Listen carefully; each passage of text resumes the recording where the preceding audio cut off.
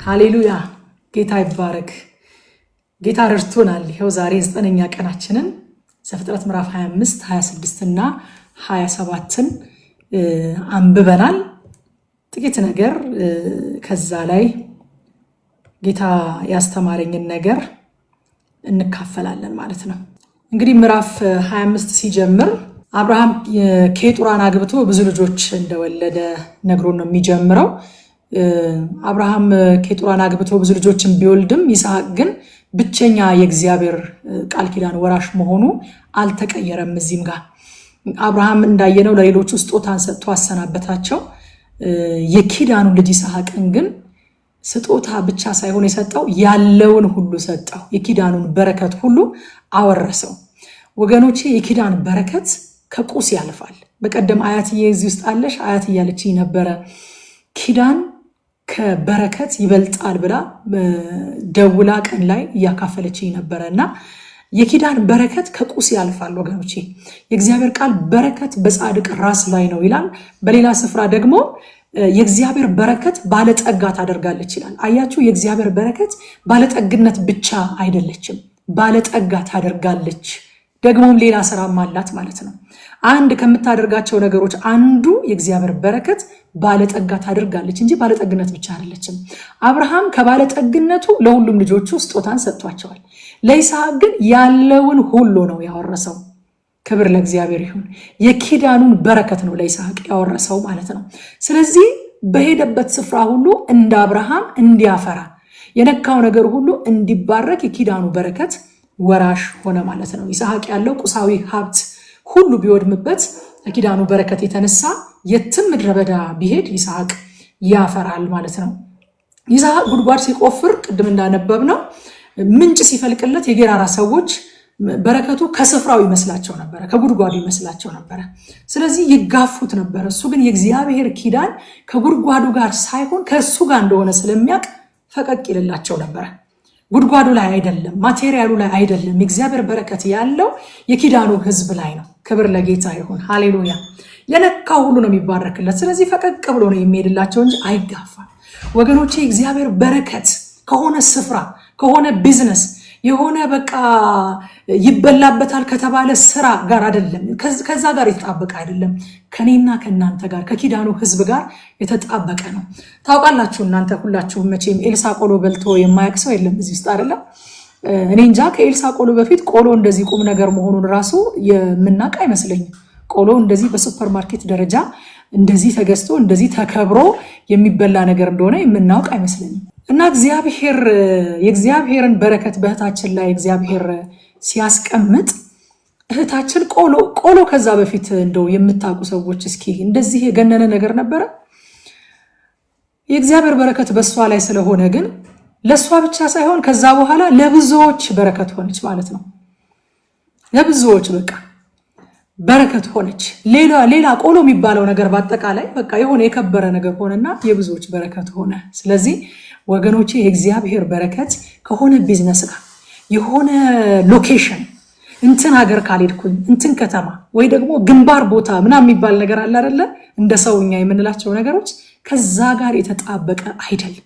ከህዝቡ ጋር ከኪዳኑ ህዝብ ጋር የተጣበቀ ነው። እነዚህ ስለ አብርሃም የቁባት ልጆች ምናልባት ጥያቄ የሚሆንባቸው ሰዎች አብርሃም የቁባቶቹ ልጆች የሚለው ስላለ መጽሐፍ ቅዱስ እዛ ላይ ጥያቄ የሚሆንባችሁ ካላችሁ ይሄ የአብርሃም ድካም ነው እንጂ የእግዚአብሔር ፍቃድ አይደለም። አብርሃም ከቁባቶቹ ልጆችን መውለዱ የአብርሃም ድካም ነው። መጽሐፍ ቅዱሳችን እውነተኛ መጽሐፍ ስለሆነ የአባቶችን ድካማቸውንም ብርታታቸውንም ስለሚጽፍ አብርሃም ከቁባቶቹ መውለዱን ጽፎልናል መጽሐፍ ቅዱስ። ነገር ግን ያንን እግዚአብሔር አፕሪሼት ሲያደርገውም እውቅና ሲሰጠው ወይንም አብርሃም ከሞተ በኋላ የገባው ኪዳን ላይ የኪዳኑ ተስፋ ላይ ሲጨምራቸውም አንመለከትም። ምክንያቱም የአብርሃም ድካም እንጂ የእግዚአብሔር ፈቃድ ስላልሆነ ኪዳኑ ላይ ሲያካትታቸው አናይ። እግዚአብሔር ምግብ ሰጠ ማለት ተስማማ ማለት አይደለም። ጌታ ራሱ ምን ብሏል? አባታችሁ ደግ ነው አለ፣ በኃጥአንና በጻድቃን ላይ ዝናብን ያዘንባል፣ ፀሐይን ያወጣል ይላል። እንጀራ ስለሰጠ እግዚአብሔር ወይም ደግሞ ሰዎች በምድር ሀብት ባለጠግነት የሚባለው ደረጃ ላይ ስለደረሱ እግዚአብሔር ከኑሯቸው ጋር ተስማምቷል ማለት አይደለም። የእግዚአብሔር የኪዳን ሕዝብ ናቸው ማለት አይደለም። ኪዳን ሌላ ነው፣ እንጀራ መብላት ሌላ ነገር ነው። ስለዚህ የኬጡራ እና የቁባቶቹ ልጆች በተለይም ይሄ የአብርሃም የቁባቶቹ ልጆች ብሎ የሚያስቀምጠው ቦታ የአባታችን የአብርሃም ድካም ነው እንጂ የእግዚአብሔር ፍቃድ አይደለም ማለት ነው። አንድ ደስ የሚል ቃል አለ። አብርሃም እድሜ ጠግቦ ብቻ ሳይሆን በመልካም ሽምግልና ሞተ ይላል። በመልካም ሽምግልና 175 ዓመት ሲሆነው ነው የሞተው። በ75 ዓመቱ ነው እግዚአብሔር የጠራው አብርሃምን። 100 ዓመት ከእግዚአብሔር ጋር ከተጓዘ በኋላ ነው 100 ዓመትን ከእግዚአብሔር ጋር ካሳለፈ በኋላ በመልካም ሽምግልና ደግሞ ሞተ ይለናል። አብርሃም ከሞተ በኋላ ደግሞ እግዚአብሔር ይስሐቅን ሲባርከው እንመለከታለን። የእግዚአብሔር በረከት አባቶቻችን አሁን ከእግዚአብሔር ጋር የሚጓዙ እግዚአብሔርን የሚያውቁ ሲሆኑ በቀላሉ የእግዚአብሔርን በረከት ያስተዋውቁናል፣ የእግዚአብሔርን አምላክነት ያሳውቁናል። እና የእግዚአብሔር በረከት ከአባቱ የመቀበልና የመስማት እድል አግኝቶ ይሆናል። ነገር ግን ኪዳኑ የሚጸናው እያንዳንዱ ሰው ከእግዚአብሔር ጋር ባለው የግል ግንኙነት ነው። እያንዳንዳችን በግላችን ከእግዚአብሔር ጋር ባለን የግል ግንኙነት ነው ኪዳኑ የሚጸናው ማለት ነው። ከቁጥር 12 እዚሁ ምዕራፍ 25 ሳንወጣ ከ12 እስከ 18 ድረስ የእስማኤል ታሪክና የዘር ሐረጉ ሲቆጠር እንመለከታለን። እና መጽሐፍ ቅዱስ እንደነገርኳችሁ እያንዳንዱ ነገር ለጥቅማችን ለትምህርታችን ተጽፏል እያንዳንዱ ነገር። እና ዝም ብለን እንደው የትውልዶችን ስም ዝርዝር እንኳን ስናነብ እኔ ዝም ብዬ እልፍ አልለውም። ለምን ተጻፈ ይሄ የትውልዶች ሐረግ ምን ይጠቅመናል? አሁን የእስማኤልን የትውልድ ሐረግ ማንበቡ መስማቱ ምን ይጠቅመናል ልንል እንችላለን። ነገር ግን እግዚአብሔር አባታችን ከኪዳኑ ውጪ ላሉት እንኳን እንደተናገረው የሚያደርግ ታማኝ አምላክ እንደሆነ እስማኤልን ልክ እንደተናገረው እንዴት እንደባረከውና እንዴት እንዳበዛው አይተን የምንማርበት ስፍራ ነው። ምንም የማይጠቅመን ቦታ የለም መጽሐፍ ቅዱስ ላይ ተጽፎ። ከዛ ቁጥር 21 ላይ ርብቃ መካን ነበረች ይላል። እንደው አይገርማችሁም ወገኖቼ? በቤተ ክርስቲያንም እኔ በጣም የሚያስገርመኝ ነገር ነው። በዓለም ሰዎች እጮኛ መያዝ ብርቃቸው አይደለም፣ ማግባት ብርቃቸው አይደለም፣ መውለድ ብርቃቸው አይደለም። እና ወደ እግዚአብሔር ቤት ስመጣ ቅዱሳን መካከል ያለ ቻሌንጅ ሳየው በጣም ይገርመኝ ነበረ። ለምንድን ነው እንደዚህ በቃ ተግዳሮት የሚበዛበት እላለሁኝ። ሚልክያስ ላይ እግዚአብሔር ሲናገር የልጅነት ሚስትህን አታለሃልና ብሎ ይወቅሰውና ከዛ እኔ እግዚአብሔር አለ ከዚህ ትዳር ላይ የምፈልገው እግዚአብሔርን የሚፈራ ትውልድ አይደለምን ይላል። አያችሁ፣ በቅዱሳን ቤት በቅዱሳን ትዳር የሚወለደው የሚያድገው እግዚአብሔርን የሚፈራ ትውልድ ስለሆነ በቅዱሳን ቤት እጮኝነትም ማግባትም መውለድም ቢግ ዲል ነው። በቃ ለምን ቢግ ዲል ሆነ ካላችሁ ለእግዚአብሔር ክብር እንደሚወጣ ከዛ ቤት ስለሚያውቅ ሰይጣን ያንን ትዳር ያንን እጮኝነት ያንን የልጅ መውለድ ሂደት ይፈታተነዋል፣ ይዋጋዋል። ስለዚህ አይግረማችሁ። ምን ነው እኔ ላይ ብቻ አትበሉ፣ የእግዚአብሔር ክብር ስላለባችሁ ነው። እናታችን ሳራን ተመልከቷት። በዛ ዘመን የነበሩ ሴቶች ሁሉ ሲወልዱ ሰባቱን ሲወልዱ እናታችን ሳራ 90 ዓመት ጠብቃለች ይስሐቅን ለመውለድ።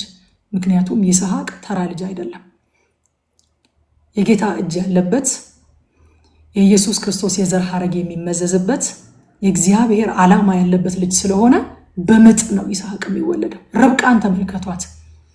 ርብቃና ይስሐቅ ተጋብተው 20 ዓመት እንደጠበቁ ታውቃላችሁ። በ40 ዓመቱ ነው ያገባው እና በ40 ዓመቱ አግብተው ይስሐቅ አባታችን በ60 ዓመቱ ወለደችለት ይላል። ልጆችን በወለደች ጊዜ ይስሐቅ 60 ዓመቱ ነበር ይላል። አያችሁ፣ ሳራ እስከ 90 ዓመቷ መጠበቅ ነበረባት። ይስሐቅና ርብቃ ደግሞ ተጋብተው 20 ዓመት መጠበቅ ነበረባቸው። እንደዚህ የጌታ ነገር ያለባቸውን እየሄዳችሁ ብታዩ፣ ለምሳሌ ሐናን ከተመለከታችኋት በቃ ፍናና እንደፈለገች ትወልዳለች። በየዓመቱ ነው የምትወልደው። ፍናና ታስቀናታለች። ሐና ግን አንድ ሳሙኤልን ለመውለድ ታምጣለች። በጣም የሚደንቀው ግን የፍናና ልጆች ስማቸው ማን እንደሆነ እንኳን አናውቅ። ዝም ብላ ትወልድ እንደነበረ ነው የምናውቀው። አንድ ሳሙኤል ተወልዶ ግን ከ7 ልጅ በላይ የሆነ ከዳን እስከ ቤርሳቤ የተናገረው ነገር በምድር ላይ ጠብ የማይል ስለ አገልግሎቱ ስለ ሕይወቱ ሰማይና ምድር የመሰከሩለት አንድ ሳሙኤልን ለመውለድ ግን ሐና በየዓመቱ ሴሎ እየሄደች ደስታዋን ተነጥቃ ታለቅስ ነበረ። በቃ አንደበት በጣም ነፍሷ ስላዘነባት ድምጿን እንኳን ሳታወጣ አፏን ብቻ እያንቀሰቀሰች የነፍሷን ሐዘን በእግዚአብሔር ፊት ታፈስ ነበረ። ኤሊ አንቺ ሰካራም የወይን ጠጅሽን ካንቺ የማታርቂው እስከ መቼ ድረስ ነው እስኪላት ድረስ ማለት ነው። በምጥ ተወለደ። ሲወለድ ግን ሳሙኤል ነው። በምጥ ተወለደ። ሲወለድ ይስሐቅ። በምጥ ተወለደ። ሲወለድ ያዕቆብ ነው፣ የ12ቱ የእስራኤል ነገዶች አባት። በምጥ ተወለደ። ሲወለድ ሳሙኤል ነው። በምጥ ተወለደ። ሲወለድ መጥምቁ ዮሐንስ ነው። በአዲስ ኪዳን ደግሞ ስንመጣ ኤልሳቤጥን ታስታውሷታላችሁ። በእርጅናዋ በቃ እንደ ነውር ነው። ደግሞ በዛ ዘመን አለመውለድ ትልቅ ነውር ነው እና ጌታ በጎበኘበት ወራት ነውሬን ከኔ ያስወግዷልና ስትል 5 ወር ራሷን ሸሸገች ይላል። በዛን ዘመን የነበሩ ሴቶች ሁሉ ይወልዱ ነበረ። አንዳቸውም ግን የጌታን መንገድ የሚጠርገውን ያንን አዋጅ ነጋሪ አልወለዱም ነበረ። ነገራችሁ ሲዘገይ፣ ነገራችሁ ሲያስጠብቅ፣ ነገራችሁ ሲያታግል ወዳጆች እስኪ እንደዚህ ደግሞ አስቡት። የእግዚአብሔር ክብር የሚገለጥበት ነገር ስለሆነ ነው። ይህ የምወልደው ተራ ነገር ስላልሆነ ነው። ርብቃ 20 ዓመት ዘግይታ የእስራኤልን አባት የ12ቱን ነገዶች አባት ያዕቆብን ወለደች። የተስፋው ኪዳን የሚቀጥልበትን ልጅ ወለደች። ስለዚህ ሲያስምጣችሁ አትዘኑ። ክብር ካለ ምጥ አለ። ሃሌሉያ ሃሌሉያ። እስኪ የዘገየው ለክብር ነው በሉ። የዘገየው ለክብር ነው። በቃ ነገር የዘገየባችሁ እግዚአብሔር ሊከብርበት ነው። እንደ እምነት አባቶቻችን እንደ እናቶቻችን በተስፋና በደስታ ጠብቁት። ቢያስምጥም በጊዜው ይመጣል፣ ቢዘገይም በጊዜው ይመጣል። ሲመጣ ደግሞ ተራ ነገር ሆኖ አይመጣም። እግዚአብሔር የሚከብርበት ነገር ሆኖ ይመጣል። ጌታ ይባረክ። ብዙ ብል በጣም ደስ ይለኛል በዚህ ነገር ላይ ግን ክፍሉ ረዘም ያለ ስለሆነ አለፍ አለፍ እያልኩኝ እሄዳለሁኝ። እዚህ ቦታ ላይ የርብቃ መካንነት የተቀረፈው ይስሐቅ ጸልዮላት እንደሆነ መጽሐፍ ቅዱስ ይነግረናል። ይስሐቅ ጸለየላት፣ እግዚአብሔርም ተለመነው ይለናል። ወዳጆቼ እግዚአብሔር ሉዓላዊ አምላክ ነው። የወደደውን ነገር በወደደው ሰዓት የሚሰራ ሉዓላዊ አምላክ ነው። ግን ደግሞ እጅግ በጣም በሚደንቅ ሁኔታ ከሉዓላዊነቱ በላይ የሚያስደንቅ የሚለመን አምላክ ነው። ደግሞ የሚለመን አምላክ ነው። ለምኑኝ የሚል አምላክ ነው። ጠይቁኝ፣ ጸልዩ የሚል አምላክ ነው። እግዚአብሔር ሉዓላዊ ነው። በቃ ሲወደደውን ያደርግ ብለን እንደ ኤሊ እጃችንን አጣምረን አንቀመጥም። ይስሐቅ ጸለየላት ለሚስቱ፣ እግዚአብሔርም ተለመነው። ርብቃም አረገዘች፣ መንታ አረገዘች። ሁለት ህዝብ ነው ያረገዝሽው አላት እግዚአብሔር። 2 ልጆችን አይደለም ያረገዝሽው አላት። እግዚአብሔር እንዴት እንደሚለመን ዘጸአት ላይ ካስታውሳችሁ ሙሴ ቃል ኪዳኑን ጽላት ለመቀበል ወደ ተራራ ወጥቶ እያለ ህዝቡ ይሄ ሙሴ የሚባል ሰው በቃ ትቶን ሄዷል፣ አይመለስም፣ አሮንና ጥጃ ስራልን፣ የወርቅ ጣዖት ስራልን እና በፊታችን የሚሄድ እንደ አሕዛብ አማልክት አድርግልን፣ እኛም ያንን ማምለክ እንፈልጋለን አሉት። አሮን ጣዖት ሰራላቸው። ህዝቡ ታች ሲያመልኩ ሲዘፍኑ አሮን በሰራላቸው ጥጃ ፊት ሲሰግዱ እግዚአብሔር ያንን የአምልኮ ድምፅ ሰማና በጣም በቃ ይህንን ህዝብ አጠፋዋለሁኝ አለ። ዘጸአት 32 ከቁጥር 9 ጀምሮ እግዚአብሔር ሙሴን እኔ ይህንን ህዝብ አየሁት፣ እነሆም አንገተ ደንዳና ህዝብ ነው። አሁንም ቁጣዬ እንዲቃጠልባቸው እንዳጠፋቸውም ተወኝ፣ አንተን ለታላቅ ህዝብ አደርግሃለሁ። አይገርምም? እግዚአብሔር በቃ እንደኛ ዝቅ ብሎ እንደ ሰው እንዴት ኮሚኒኬት እንደሚያደርገን ተወኝ ሙሴ ይለዋል። በቃ ተወኝ፣ አትገላግለኝ፣ አጠፋቸዋለሁኝ፣ በቃ አትከልክለኝ፣ አንተ እንዳትለምነኝ፣ እንዳትጸልይላቸው፣ ስለአንተ ከሆነ ግድ የለም እኔ ለታላቅ ህዝብ አደርግሃለሁ ይለዋል ሙሴ። ሙሴም በእግዚአብሔር በአምላኩ ፊት ጸለየ፣ አለም አቤቱ ቁጣህ በታላቅ ኃይልና በጽኑ እጅ ከግብፅ ምድር ባወጣው በህዝብህ ላይ ስለምን ተቃጠለ? ግብፃውያንስ በተራራ መካከል ሊገድላቸው ከምድርም ፊት ሊያጠፋቸው ለክፋት አወጣቸው ብለው ስለምን ይናገራሉ? ከመዓትህ ተመለስ፣ ለህዝብህም በክፋታቸው ላይ ራራ። ዘራችሁን እንደ ሰማይ ከዋክብት አበዛለሁ፣ ይህችንም የተናገርኳትን ምድር ሁሉ ለዘራችሁ እሰጣታለሁ፣ ለዘላለምም ይወርሷታል ብለህ በራስህ የማልክላቸውን ባሪያዎችህን አብርሃምና ይስሐቅን እስራኤልንም አስብ። እግዚአብሔርም በህዝቡ ላይ ሊያደርግ ስላሰበው ክፋት ራራ ይላል። ሰው ምን ይልሃል እግዚአብሔር ሆይ አለው። በቃ እንደ ሰው እግዚአብሔርን ለመነው። ሰው ምን ይልሃል እግዚአብሔር ሆይ አወርሳቸዋለሁ ብለህ አውጥተህ አብርሃምን ይስሐቅን ያዕቆብን አበዛችኋለሁኝ ይህችን ምድር አወርሳቸዋለሁ ዘሮቻችሁን ብለህ ቃል ገብተህላቸው አሁን በተራራ ባህር ብታወጣቸው እግዚአብሔር አቅቶት ነው ማስገባት አቅቶት ነው ብለው እኮ ያሙሃል እግዚአብሔር ሆይ እባክህ በቃ እንደውም ወረድ ብላችሁ ስታነቡት የኔን ስም ከሕይወት መጽሐፍ ላይ ደምስሰው እነሱን ተዋቸው ብሎ ሁሉ ይለምነዋል ሙሴ ማለት ነው። እግዚአብሔር ይለመናል እግዚአብሔር አምላካችን። ሃሌሉያ ክብር ለስሙ ይሆንለት። ከዛ ቁጥር 22 ላይ ያዕቆብና ኤሳው በማህፀን እንደሚገፋፉ እናያለን። የሁለቱ መገፋፋት እንግዲህ የጀመረው ገና ከማህፀን ነበር። ያዕቆብ የወንድሙን ተረከስ ይዞ መወለዱም ሆነ በማህፀን መገፋፋታቸው ያዕቆብ ላይ ካለው ከእግዚአብሔር ሉዓላዊ ምርጫ የተነሳ የሆነ ነገር ነው እንጂ ያ ገና በማህፀን ውስጥ ያለ ጽንስ ክፉና ደግ አውቆ አይደለም ወንድሙን ሲገፋው የነበረው ወይንም ደግሞ ሲወለዱ ተረከዙን ይዞ የወጣው የእግዚአብሔር ሉዓላዊ ምርጫ በያዕቆብ ላይ እንዳለ ለማሳየት ነው እንጂ ያዕቆብ እዚህ ስፍራ ላይ የሚያውቀው ነገር የለም። ምንም ሱፐርናቹራል የሆነ ዕውቀት አልነበረውም ማለት ነው። ትንቢተ ሚልክያስ ምዕራፍ 1 ቁጥር 2 ላይ እንደዚህ ይላል፣ ወድጃችኋለሁ ይላል እግዚአብሔር ይላል፣ እናንተ ግን በምን ወደድከን ብላችኋል። ኤሳው ያዕቆብ ወንድም አልነበረምን ይላል እግዚአብሔር። ያዕቆብን ወደድኩ ኤሳውን ጠላሁ። ወደድኩ የሚለው ቃል እዚህ ቦታ ላይ ቃል ኪዳኔን ከያዕቆብ ጋር ለማድረግ መረጥኩ ማለቱ ነው እንጂ እግዚአብሔር ከመሬት ተነስቶ ኤሳውን ጠላሁት ማለቱ አይደለም።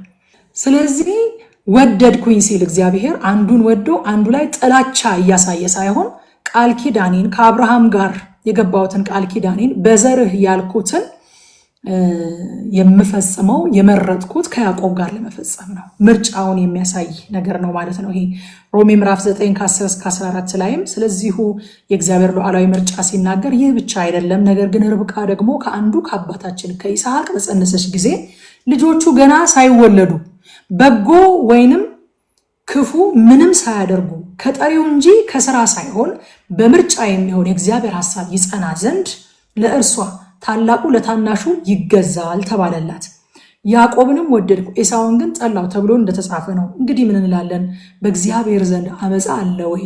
አይደለም ይላል ሐዋርያው ጳውሎስ ማለት ነው። ስለዚህ እግዚአብሔር በያዕቆብ ላይ ሉዓላዊ ምርጫውን አደረገ ማለት ነው። በሉዓላዊነቱ ያዕቆብን መረጠ። ኪዳኑን ከያዕቆብ ጋር ለመቀጠል መረጠ። ለምን? በብኩርናና በብርታት አይደለም የእግዚአብሔር ነገር የሚደረገው፣ በምርጫ ነው። እግዚአብሔር የኪዳኑን ስራ የሚሰራው በምርጫ ስለሆነ ያዕቆብን ሲመርጥ እናያለን ማለት ነው። ከዛ በኋላ ያዕቆብ ኤሳው እርቦኛል ምስር ወጥ ስጠኝ ሲለው ብኩርናህን ሽጥልኝ ሲለው አየን ማለት ነው። ያዕቆብ ላይ ያለው የእግዚአብሔር ምርጫ ከያዕቆብ ማንነት ጋር ከያዕቆብ ስነ ምግባር ከሱ ስራ ጋር የተያያዘ እንዳልሆነ ከሚያሳዩን ነገሮች አንዱ ይሄ ክፍል ነው። ብኩርናን በምስር ወጥ ሲገዛ እንመለከታለን። ይሄ ብቻ አይደለም፣ በአጠቃላይ ያዕቆብ ተኝቶ አያድርም። የወንድሙን ብኩርና፣ የወንድሙን በረከት፣ የወንድሙን ታላቅነት እስከሚወስድ ድረስ ተኝቶ አያድርም ነበረ። እስከ ፍጻሜ ድረስ ተከታትሎ ነው የወንድሙ የሆነውን ነገር የነጠቀው ማለት ነው።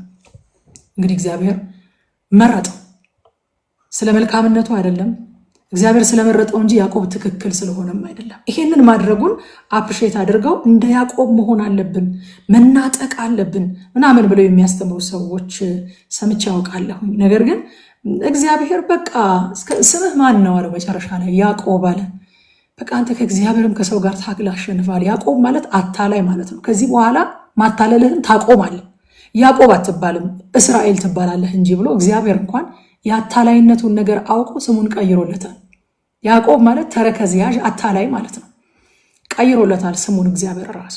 እግዚአብሔር ድርጊታቸውን አላደነቀም፣ ነገር ግን ድርጊታቸውን ተጠቅሞ ሉዓላዊ ፍቃዱን ይፈጽማል ማለት ነው። ኤሳው ብኩርና ምኔ ናት አለ ሲርቦ።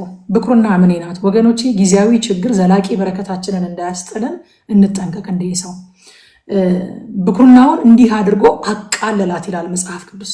በብኩርና ውስጥ ይስሐቅ ከአብርሃም የወረሰው ኪዳን ስላለበት ኤሳው አት ሳም ፖይንት ገብቶት ተጸጽቷል፣ የዕብራውያን ጸሐፊ እንደሚነግረን። ነገር ግን መልሶ ሊያገኛት አልቻለም።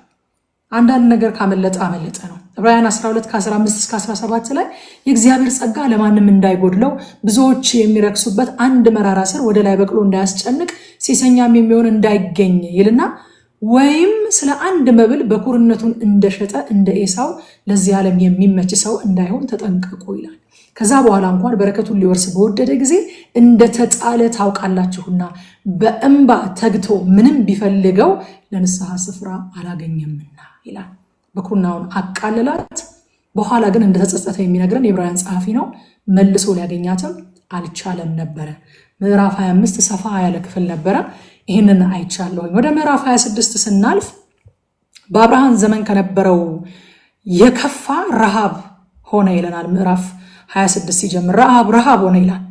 ነገር ግን ይሄ የመጣው ረሃብ ይስሐቅን ሊያጠፋው ሳይሆን እግዚአብሔር ከአባቱ ጋር እንደነበረው ሁሉ ከእርሱም ጋር እንደሆነ በተግባር ፕራክቲካሊ ሊያሳየው ነው ይሄ ረሃብ የመጣው። ወገኖቼ የመጣ ችግር ሁሉ ጠራርጎ ሊወስደን እንደሆነ ማሰብ የለብንም። ችግር ሁሉ ሊያጠፋን አይደለም የሚመጣው። አንዳንዱ ችግር የሚመጣው የእግዚአብሔርን ክብር በሕይወታችን ሊገልጥ ነው። እግዚአብሔር ከኛ ጋር እንደሆነ ለማሳየት ነው። ክብር ለኢየሱስ ይሁን። እኔ በጣም ከዚህ ነገር ይህንን ነገር እያሰብኩኝ ከዚህ በፊት በጣም ያነበብኩትና ከወገኖች ጋር የተካፈልኩት ኢያሱ ላይ ያለ ሐሳብ ትዝ አለኝና እስኪ እሱን ላንብብላችሁ። ኢያሱ ምዕራፍ 3 ላይ የእስራኤል ሕዝብ እንግዲህ እንደምታውቁት ዮርዳኖስ ጋር ሲደርስ ዮርዳኖስ በቃ እንደ ወትሮ ሁሉ ክረምት ላይ ነው እዛ ጋር የደረሱት። እንደ ወትሮ የእስራኤል ሕዝብ የኪዳኑ ሕዝብ መጥተዋል ብሎ ኮምፕሮማይዝ አላደረግም። እንደ ወትሮ ሁሉ ጤም ብሎ ሞልቶ ነበረ ይላል። በቃ ልማዱ ነው፣ በዛ ወቅት ይሞላል። ሞልቶ ነበረ ይላል። ያ ሁሉ ሕዝብ ቀይ ባህርን ተሻግሮ መጥቶ ዮርዳኖስ ጋር ሲደርስ ዮርዳኖስ እንደ ወትሮ ጤም ብሎ ሞልቶ ጠበቃቸው። ከዛ ምዕራፍ 3 ቁጥር 7 ላይ እግዚአብሔር እንደዚህ ያለው ኢያሱ ልጅ ነው፣ ሙሴን የሚያህል መሪ አጥቷል። በሙሴ ጫማ መግባት እንዴት አስጨናቂ ነገር እንደሆነ መገመት አያዳግትም። ተጨነቀ፣ ዮርዳኖስን ሲያየው ተጨነቀ። ከዛ እግዚአብሔር መጣና ኢያሱን እንዲህ አለው፣ ከሙሴ ጋር እንደሆንኩ እንዲሁ ከአንተ ጋር መሆኔን ያውቁ ዘንድ በዚህ ቀን በእስራኤል ሁሉ ዓይን ከፍ ከፍ አድርገህ ዘንድ እጀምራለሁ። ሃሌሉያ!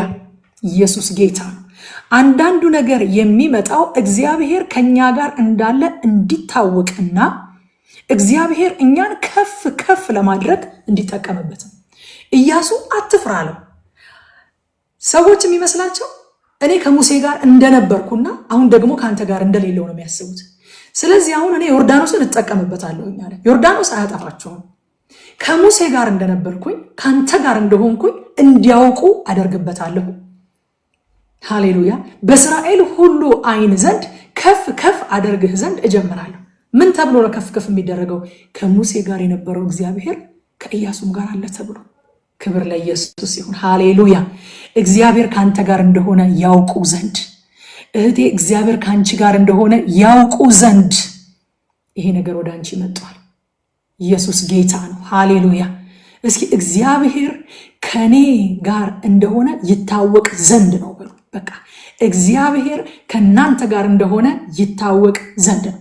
በቃ ነገሩን ዘወር ብላችሁ እዩትና እንደ ዮርዳኖስ ፊት ለፊታችሁ ላይ የሚያገሳውን ነገር፣ ጢም ብሎ የሞላውን ነገር፣ አትሻገሩም የሚላችሁን ነገር በቃ ምረት እየዘምረዋለች አይደለ? ኧረ አንተ ዮርዳኖስ ከፊት ያለህ ለምን ነው?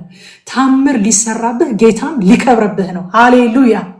በቃ እንደ ዮርዳኖስ ፊት ለፊታችሁ ላይ መጥቶ የተገተረውን ነገር ኧረ አንተ ዮርዳኖስ ከፊት ያለህ ለምን ነው? ታምር ሊሰራብህ ጌታም ሊከብርብህ ነው በሉት። ክብር ለኢየሱስ ይሁን። እግዚአብሔር ከአብርሃም ጋር እንደነበረ የተገለጠ ነገር ነበረ። ይስሐቅ ይህንን ያውቃል፣ ኢንፎርሜሽን አለው። እግዚአብሔር ከአንተም ጋር ሆናለሁ ብሎታል፣ የተስፋ ቃልም አለው። አሁን ግን እግዚአብሔር ከሱ ጋር እንደሆነ በእርግጥ ይታወቅ ዘንድ በአብርሃም ዘመን የነበረውን አይነት ረሃብም አይደለም የገባው። በአብርሃም ዘመን ከነበረው ረሃብ ይልቅ የከፋ ረሃብ፣ ታላቅ ረሃብ ሆነ፣ ሌላ ረሃብ በምድር ላይ ሆነ ይላል። እግዚአብሔር ግን ያንን ለክብሩ ለወጠው። የኢያሱን ታሪክ የሚዘጋው ኢያሱ ምዕራፍ 4 ቁጥር 14 ላይ በዚያም ቀን ይላል እግዚአብሔር ኢያሱን በእስራኤል ሁሉ ፊት ከፍ ከፍ አደረገው፣ ሙሴንም እንደፈሩ በዕድሜው ሁሉ ፈሩት ይላል። እንዳልኳችሁ ነው። በቃ በሙሴ ጫማ መግባት እጅግ በጣም አስጨናቂ ነገር ነው። ኢያሱ ምዕራፍ 1 ላይ ሲጀምር ገና ዘዳግም መጨረሻ ላይ ሙሴ ከሞተ በኋላ ልክ ኢያሱ ምዕራፍ 1 ላይ ሲጀምር እግዚአብሔር እንደ መርዶ ነጋሪም እንደ አጽናኝም ሆኖ ይመጣል። እግዚአብሔር ነው ባይዘው መርዶ ያረዳው ለኢያሱ መጣና ባሪያዬ ሙሴ ሞቷል አለው። በቃ ቁርጥህን ወቅ፣ ባሪያዬ ሙሴ ሞቷል። አሁን ሙሴ አይደለም ህዝቡን ከዚህ በኋላ ወደ ተስፋይቱ ምድር የሚያስገባው አንተ ነህ በሙሴ ቦታ። ስለዚህ ምን ማድረግ አለብህ?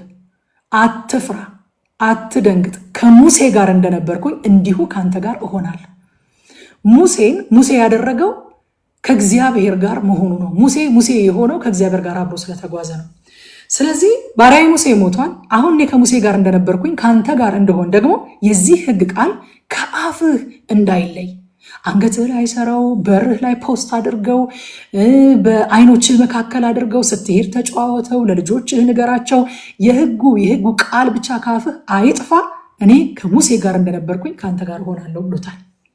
እስራኤል ይህንን ተስፋ ሰምቷል። እንደውም ምን አሉት? ብቻ ከሙሴ ጋር እንደነበረ እግዚአብሔር ካንተም ጋር ይሁን እንጂ እንገዛልሃለን። አሽሙር ይመስላል። ግድ የለም ብቻ እግዚአብሔር ካንተ ጋር ይሁን ከሙሴ ጋር እንደነበረ እንጂ እኛ ችግር የለብንም እንገዛልሃለን። እግዚአብሔር አብሮ ካልሆነ ግን አናደርገውም ነው። ስለዚህ እግዚአብሔር ደግሞ ብዙም ሳይሄድ የኢያሱ መጽሐፍ ከሱ ጋር መሆኑን ማሳየት ፈለገና ዮርዳኖስን ቀድሞ አድርቆ አልጠበቃቸውም። ቀድሞ ሊያደርቀው ይችል ነበረ፣ በኋላ የሚያቆመው እሱ ነው። ቀድሞ አላደረቀውም። ከሙሴ ጋር እንደነበርኩኝ ከኢያሱ ጋር እንዳለሁ እንዲታወቅ ዮርዳኖስ እንደ ወትሮ ጤም ብሎ ይሙላ ፈቅድለታለሁኝ አለ። ደርሰው ሲጨነቁ ዶንወሪ ኢያሱ አለ፣ አሁን በፊታቸው ከፍ ከፍ ላደርግህ ነው። በንግግር የነገርኩህን ኪዳኔን በተግባር ላሳይህ ነው። አብሬህ እንደሆንኩኝ ይገለጣል። በዓይናቸው ፊት ከፍ ከፍ አደርግሃለሁኝ። ሃሌሉያ ሃሌሉያ። ይሄን ይዘን ብንወጣ ራሱ ዛሬ አይበቃንም? በቃ በፊቴ የቆመው ነገር አላሳልፍ ያለኝ ነገር በፊት ለፊቴ ያለው እግዚአብሔር ከኔ ጋር እንደሆነ እንዲገለጥ ነው። ሃሌሉያ። ኢየሱስ ክርስቶስ ጌታ ነው። ከዛ በኋላ ይስሐቅ ርብቃ ሚስቴ ናት ብሎ የዋሸበትን ክፍል ነው የምናገኘው። ከአብርሃም ይህንንም የወረሰ ይመስላል ይስሐቅ። አሁንም እዚህ ቦታ ላይ የምናየው እግዚአብሔር ባርኮቱ በኪዳኑ ላይ እንጂ በይስሐቅ ፍጹምነት ላይ የተመሰረተ እንዳልሆነ ያሳየናል። ይህም ለትምህርታችን የተጻፈው ምን ያስፈልጋል አሁን የምንለው ነገር የለም። የእግዚአብሔር ቃል ላይ እንዳልኳችሁ ማለት ነው። ቁጥር 12 ላይ ይስሐቅ በዚያች ምድርን ዘራ ይልና እንዴት እንደተባረከ 100 እጥፍ እንደተባረከ ይነግረናል የእግዚአብሔር ቃል። ይስሐቅ ለእግዚአብሔር በመታዘዙ በረከቱን ተቀበለ ማለት ነው። ጌታ ይባረክ። በዚያው ምድር በዚያው ዘመን የሚል ቃል አለ ወገኖች። እግዚአብሔር ሊባረከን ሲነሳ ሁኔታ፣ ስፍራ፣ ጊዜ አያስቆሙትም። ፍልስጤማውያን እስኪቀኑበት ድረስ ከኛ ይልቅ በርትተሃልና ለቀቁጣልን እስከሚሉት ድረስ እግዚአብሔር ባረከው። ጉድጓዱን ደፈኑበት፣ ውጣልን አሉት። ይኸውላችሁ ወገኖቼ ጠላት መቀማት የሚችለው የሚታየውን ቁስ ብቻ ነው። የማይታየውን ኪዳን ግን መንካት አይችልም። እኛ ደግሞ የበረከታችን ምንጭ የሚታየው ቁስ ሳይሆን የማይታየው ኪዳን። ጌታ ይባረክ። ከዛ እግዚአብሔር ለይስሐቅ ተገለጠለት ይላል። ተገለጠለት። ይስሐቅ እንግዲህ ስለ እግዚአብሔር ከአባቱ የሰማው በቂ መረጃ ይኖረዋል ብለን እናምናለን። ነገር ግን እግዚአብሔር በግሉ ሊገለጥለት ደግሞ ይገባ ነበር። ከዛ በኋላ ነው እርሱ ለተነገረው እግዚአብሔር ሳይሆን፣ ቃሉ በጣም ደስ ይለኛል። ለተነገረው እግዚአብሔር ሳይሆን፣ በኢንፎርሜሽን ለሰማው እግዚአብሔር ሳይሆን ለተገለጠለት እግዚአብሔር መሰዊያን ሰራ ይላል። ለተገለጠለት እግዚአብሔር አምልኮ ከመገለጥ በኋላ ነው የሚመጣ። በቃ በሩቁ ሊፈራው ይችላል፣ ሊንቀጠቀጥ ይችላል፣ ሊያመሰግነው ይችላል፣ በረከትን ከእጁ ሊቀበል ይችላል። አምልኮ የሚባለው ኢንቲሜሲ ውስጥ ለመግባት ግን መገለጥ ያስፈልጋል። ይስሐቅ ከዛ በፊት መሰዊያ አልሰራም ለእግዚአብሔር። እዚህ ቦታ ላይ ለተገለጠለት አባቶቻችን ባይዘው ለተገለጠላቸው እግዚአብሔር ነው መሰዊያን የሚሰሩት። አብርሃምም ለተገለጠለት እግዚአብሔር ነው መሰዊያን የሰራው። ይስሐቅም ለተገለጠለት ለአባቱ ለተገለጠው ሳይሆን ለተገለጠለት እግዚአብሔር መሰዊያን ሰራ። ከዛ በኋላ ጠላቶቹ ፈሩት ይላል። እግዚአብሔር ከአንተ ጋር እንደሆነ አየን አሉት። የሚያመልክ ሰው እግዚአብሔር ከእርሱ ጋር መሆኑ ሊሸሸግ አይችልም። እግዚአብሔር ሕልውና ውስጥ ቆይቶ የሚወጣ ሰው የእግዚአብሔር አብሮነት አለመታየት አይችልም። ጠረኑ ይሸታል። ስሙ ይባረክ። ሃሌሉያ። ከዛ መጡና እንታረቅ አሉት። ለምንድን ነው የምንታረቀው ሲላቸው አባራችሁኝ ያልነበር እንዴ? ለምንድን ነው ደግሞ እንታረቅ የምትሉኝ? አንደኛ አንተ ከእግዚአብሔር ዘንድ የተባረክ ነህ አሉት። የበረከቱ አይነት ገባቸው። አያችሁ። ስለዚህ የሚያዋጣቸውን ማሳደድ ሳይሆን መታረቅ እንደሆነ ገባቸው። ቢቀሙትም እንደሚተካለት አወቁ። አንተ ከእግዚአብሔር ዘንድ የተባረክ ስለሆንክ መታረቅ አለብን አሉት። ሃሌሉያ። ይስሐቅ ደግሞ በጣም ደስ የሚለው አልታበየባቸው። ለሰላም ጥሪያቸው ቀና ምላሽ ነው የሰጠው። እግዚአብሔርም የዛን ቀን የይስሐቅ እረኞች ሊቆፍሩ ወጥተው ነበረ። ብላቴኖቹ ሊቆፍሩ ወጥተው ነበረ፣ ጉድጓድ ሊቆፍሩ ወጥተው ነበር ይላል። የዚያን ቀን ምንጭ አገኘን ብለው ነገሩት ይላል።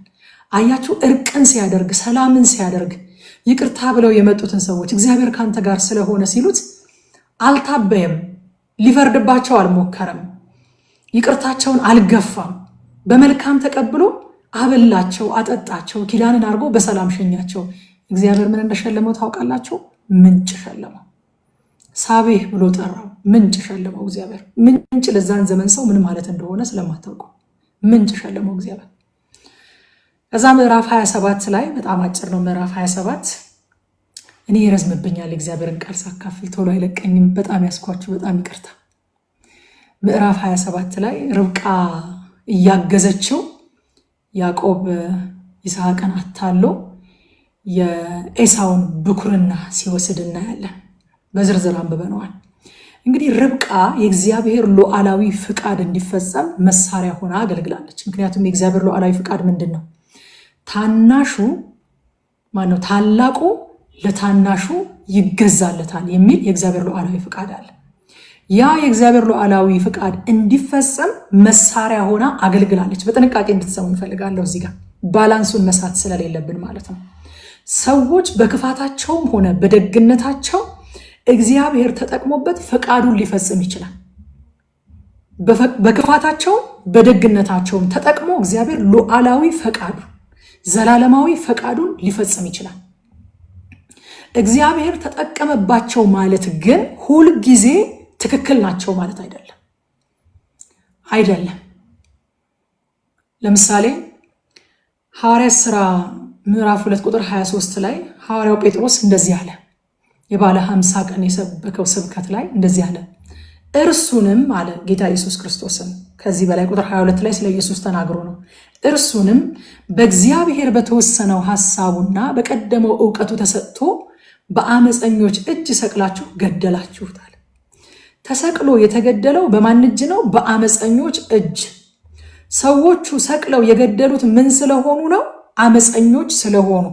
እግዚአብሔርን ለማገልገል ፈልገው ሳይሆን የእግዚአብሔርን አስቀድሞ የተወሰነ ሉዓላዊ ፍቃድ ላስፈጽም ብለው ሳይሆን አመፀኞች ስለሆኑ። ለምሳሌ ይሁዳ ገንዘብ ወዳድ ስለሆነ እሱ ገንዘብን ይወድ ነበረ ተብሎ ተጽፏል። መባ ይሰርቅ ነበረ ተብሎ ተጽፏል። በ30 ብር የሸጠው ጌታችንን ኢየሱስ ክርስቶስን የእግዚአብሔርን ፈቃድ ሊያገለግል ብሎ ሳይሆን ገንዘብ ይወድ ስለነበረ ነው። ያንን ክፋቱን ተጠቅሞ ግን እግዚአብሔር ምን አደረገ አለ ጴጥሮስ? በእግዚአብሔር በተወሰነው ሐሳቡና በቀደመው ዕውቀቱ ነው ጌታ ኢየሱስ ተሰጥቶ በአመፀኞች እጅ ተሰቅሎ የተገደለው አለ። እና አመፀኞች ተጠያቂ አይሆኑም? ይሆናሉ። አመፀኞች ስለ አመፃቸው ተጠያቂ ይሆናሉ። እግዚአብሔር ግን አመፃቸውን ተጠቅሞ ዘላለማዊ እቅዱን ዓለም ሳይፈጠር በፊት የወሰነውን ነገር ፈጽሟል። በቃ ይሄ ነው እውነቱ። ከዚህ በላይ ምንም ባላንስ ልንሰራለት አንችልም። ርብቃ ያደረገችው ነገር ትክክል ነው ማለት አይደለም። ነገር ግን እግዚአብሔር የርብቃን ድርጊት ተጠቅሞ ታላቁ ለታናሹ ይገዛለታል ብሎ የተናገረው ሉዓላዊ እቅዱን ወደ ፍጻሜ አምጥቶታል። ጌታ ይባረክ። ከዛ በኋላ በቃ ይስሐቅም ባረኩት፣ እርሱ የተባረከ ሆኖ ይኖራል። ኤሳው መጥቶ እንደው አባቴ ባርኮትን አንዲት ናትን ሲለው አይሄኛው በረከት ይለያል አለ። የኪዳኑን በረከት ነው ያወረስኩት፣ በወንድሞቹ ላይ ጌታ አደረግኩት፣ የእናትህ ልጆች ሁሉ ይገዙልህ አልኩት። በወይን በስንዴ በሁሉ ነገር አበለጸኩት። በበረከቱ እንዴት እንደሚተማመን ግን አይታችኋል። ባለጸጋ ሁን ብዬ መረቅኩት አይደለም የሚለው፣ አበለጸኩት። የሚባርካት በረከት የሚያወርሰው ያቺ የበረከት ቃል በጣም ፓወርፉል እንደሆነች ይስሐቅ ይተማመን ነበረ። መረቅኩት ሳይሆን የሚለው አበለጸኩት፣ አነገስኩት፣ ጌታ አደረግኩት። በወንድሞቹ ሁሉ ላይ ጌታ አደረግኩት። ያንን የኪዳኑን በረከት ስለባረከው ማለት ነው። እና በቃ ኤሳው በጣም ዴስፐሬት ሆነ፣ በጣም ግራ ተጋባ። ምንም ማድረግ አይቻልም ማለት ምንም ማድረግ አይቻልም። ለምን መሰላችሁ? የአብርሃም በረከት የማይቀለበስ በረከት ነው። እንደዚህ ብሎ ተናግሯል አይደለ? ያ በለዓም የተባለ ሟርተኛ እርሱ የባረከውን ማን ሊረግም ይችላል አለ። አብርሃም የተባረከው በሰማይ አምላክ በልዑል አምላክ በእግዚአብሔር ነው። ያንን የአብርሃምን በረከት ወደኋላ መቀልበስ አይቻልም። እሱ የባረከውን ማን ሊረግም ይችላል አለ። ማን ሊረግም ይችላል? ላናርግምልስ ሲባል እኔ በምን አቅሜ? እሱ አንዴ ከባረከ ባርኳል። የተባረኩ ሆነው ነው የሚኖሩት። የሚረግማቸው ይረገማል እንጂ እርግማኑ እነሱ ላይ ሊደርስባቸው አይችልም ማለት። አንድ ጊዜ አንድ ሰው ሲያስተምረን ምን አለ? አብርሃምን የሚረግም ይረገማል ሲባል አብርሃም ተራጋሚ ስለሆነ አይደለም ማለት። የሚረግሙትን እየፈለገ አይረግምም አብርሃም አብርሃም አይረግምም፣ ረጋሚ አይደለም አብርሃም። እና እንዴት ሆኖ ነው ታዲያ የሚረገመው በምን አይነት መንገድ ነው? በምን አይነት ካልኩሌሽን ነው ብላችሁ የምትጠይቁ ከሆነ አለ ልክ እንዴት ነው አሁን አንድ የብረት ግድግዳ ላይ አንድ ሰው አንስቶ በጥይት ሊመታው ቢሞክር ራሱ የተኮሰው ጥይት ነው መልሶ ነጥሮ ያንን ሰው የሚመታው። ልክ እንደዛው አብርሃምን እርግማን ዘልቆት ሊገባ ስለማይችል አብርሃምን የሚረግመው ሰው የገዛ እርግማኑ ነው ነጥሮ መልሶ የሚመታው። በክርስቶስ ኢየሱስ ያመናችሁ የአብርሃም ልጆች እናንተ አትረገሙ። የሚረግማችሁ ይረገማል፣ በእናንተ ሳይሆን በገዛ እርግማኑ ነጥሮ ይመለስበታል። የገዛ እርግማኑ አብርሃምን መርገም አይቻልም። እግዚአብሔር የባረከውን ማን ሊረግም ይችላል? የአብርሃም በረከት የማይቀለበስ በረከት ነው። በቃ አንድ ጊዜ ባርኬዋለሁ እኛ ለይስሐቅ በዛ በረከት ነው የባረከው። ያዕቆብን ያውቃታል ያችን በረከት ሁኔታ እንደማይቀለብሳት፣ ረጋሚ እንደማይቀለብሳት፣ ተመልሳ መወሰድ እንደማትችል ያውቃል ያንን በረከት። የአብርሃም ልጆች በማይቀለበስ በረከት ተባርካችኋል። እናንተ ዝም ብላችሁ ባርኩ። የሚባርካችሁ እሰየው፣ ጥቅሙ ለራሱ ነው። እኔ አሁን ብትባርኩኝ ጥቅሙ ለእናንተው ነው። የሚባርካችሁ ይባረካል፣ ቃል ኪዳን አለው። የሚረግማችሁስ እሱም ለራሱ ነው የሚጎዳው፣ ይረገማል። የምትረግሙት ግን እናንተ አይደላችሁም። እርግማን ከእናንተ አፍ መገኘት የለበትም ወገኖች። እኛ ረጋሚዎች አይደለንም፣ ተራጋሚዎች አይደለንም። እኛ ጌታ ኢየሱስ ክርስቶስ ምን አለ አንድ ጊዜ? ከአንድ ምንጭ አንድ ውሃ ብቻ ነው መቀዳት የሚችለው። ከመልካም ምንጭ መልካም ነገር ብቻ ነው መቀዳት የሚችለው አለ። የሚባርክ ደግሞ ይባረካል። ስለዚህ የሚባርኳችሁ ጥቅሙ ለራሳቸው ነው። የሚረግሟችሁ ደግሞ እዘኑላቸው። ምክንያቱም በገዛ እርግማናቸው መልሰው የሚረገሙት እነሱ ናቸው። በማይቀለበስ በረከት የተባረካችሁ የአብርሃም ዘሮች፣ የአባቴ ልጆች እንኳን ደስ አላችሁ። በረከታችሁ የማይቀለበስ ነው። ልትረገሙ አትችሉ። እስኪ ልረገም አልችልም ብላችሁ ጻፉ። ልትረገሙ አትችሉ። አትስጉ ወገኖች፣ አትስጉ። ጠላት ውሸት ላይ ቆሞ ነው የሚያጠቃችሁ። ውሸት ላይ ቆሞ እርግማን እንደሚሰራባችሁ አሳምኗችሁ የገዛ እምነታችሁ ላይ ቆሞ ነው የሚያጠቃችሁ። ስለዚህ ዛሬ አብርሃምን መርገም ስለማይቻል እኔ ደግሞ ገላትያ 3 ላይ የእግዚአብሔር ቃል እንደሚናገር በክርስቶስ ኢየሱስ በማመኔ የአብርሃም ዘር ስለሆንኩኝ ልረገም አልችልም። እርግማን በእኔ ላይ አይሰራም። እኔን መርገም አይቻልም። የሚረግመኝ ነጥሮ ይመለስበታል። በጌታ በኢየሱስ ክርስቶስም ረጋሚው በገዛ እርግማኑ ይረገማል። እናንተ ለመባረክ ተጠርታችኋል፣ ትባረካላችሁ። ለበረከት ነው እግዚአብሔር እኛን የባረከን። ሃሌሉያ። ሲባርከን ራሱ የበረከታችን አልቲሜት ጎሉ ለሌሎች በረከት መሆን ነው። እኛ አንራገምም። ሲረግሟችሁ መርቋቸው ነው የተባልነው። ምክንያቱም እንዴ እየረገመኝ እንዴት ነው መመርቀው እግዚአብሔር ውስጥ ትሉት እንዴ ምን አደከማችሁ? የሚረግመው እኮ ራሱን ነው፣ እናንተ ላይ አይሰራም እርግማኑ። ስለዚህ የሚረግሟችሁን እየመረቃችሁ የሚባርካችሁ እንደሚባረክ አውቃችሁ እናንተ ራሳችሁ ደግሞ ሰዎችን ባርኩ። የሚባርክ ይባረካል ወገኖች፣ የሚባርክ ይባረካል። ባርኩ፣ ቅዱሳንን ባርኩ፣ ያልዳኑ ቤተሰቦቻችሁን ባርኩ፣ የሚረግሟችሁን ባርኩ፣ ምድራችሁን ባርኩ፣ የሚሰድቧችሁን ባርኩ። የድሮ አባቶቻችን እኮ አሁን እኛ በቃ በጣም ራሳችንን ዲፌንድ የምናደርግ በጣም ጥበበኞች አድርገን ራሳችንን ስለቆጠርን እንደ ሞኞች እንቆጥራቸዋለን እንጂ ድሮ አባቶቻችን ሲረግሟቸው፣ ሲሰድቧቸው፣ ሲያስሯቸው፣ ሲገፈትሯቸው ፊዚካሊ ማለት ነው ሲገፈትሯቸው፣ ሲወረውሯቸው እየባረኩ ነበር የሚሄዱት። ጌታ ይባርክህ ነበር የሚሉት። ዛሬ እኮ ቀልድ ሆኗል። ጌታ ይባርክህ መባባል እኮ ቀልድ ሆኗል። ጌታ ይባርክህ ስትሉ እስኪ ምን አድርጉት? ዝም ብዬ ጌታ ይባርክህ እያልኩኝ የሆነ ቃል ዝም ብሎ የተለመደ ቃል እያወጣሁኝ አይደለም። እኔ ስባርክ ይባረካሉ። ሃሌሉያ! እናንተ የተባረካችሁ ናችሁ። ምድራችሁን ባርኩ። የተረገመ ነገር ስታዩ አታጉረምርሙ፣ ባርኩት፣ ይባረካል። ባርኩት። ውሃውን ባርኩ፣ አየሩን ባርኩ፣ ምድሪቱን ባርኩ። የሚረግሟችሁን፣ የሚጠሏችሁን፣ የሚያሳድዷችሁን ባርኩ። እናንተ ልትረገሙ ስለማትችሉ አትስጉ። እንኳን ደስ አላችሁ የአብርሃም ልጆች፣ የአባቴ ልጆች። በማይቀለበስ በረከት ተባርካችኋል።